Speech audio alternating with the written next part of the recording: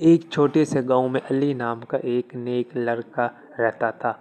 گاؤں کے لوگ بہت محنتی تھے، لیکن بارش نہ ہونے کی وجہ سے ان کے کھیت سوکھ چکے تھے اور بھوک پیاس سے لوگ پریشان تھے۔ علی ہمیشہ گاؤں کے بڑوں کی بات سنتا اور سوچتا کہ وہ کس طرح گاؤں کی مدد کر سکتا ہے۔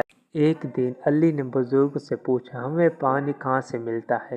ایک بوڑھے شخص نے کہا، ہم نے بہت دعائیں کی لیکن بارش نہیں ہوئی۔ اگر کوئی پہاڑ کے پیچھے موجود ایک جادوئی کنویں تک پہنچ جائے تو شاید پانی کا بندوبست ہو سکتا ہے۔ علی نے ہمت کی اور پہاڑ کے پیچھے موجود جادوئی کنویں کی تلاش میں نکل پڑا۔ راستے میں اسے کئی مشکلات کا سامنا کرنا پڑا۔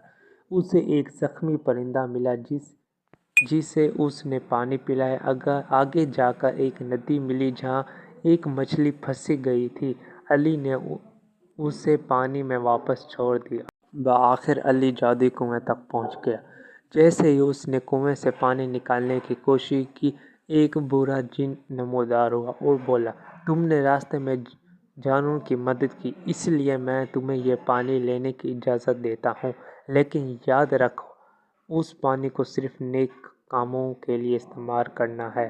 علی پانی لے کر گاؤں واپس آیا اور کھیتوں میں ڈالا۔ حیرت انگیز طور پر زمین سرسبز ہونے لگی اور بارش بھی برسنے لگی۔ گاؤں کے لوگ بہت خوش ہوئے اور علی کی بہادری اور نیکی کی تعریف کی۔ سبق: نیکی اور ہمت سے بڑی مشکل کو حل کیا جا سکتا ہے۔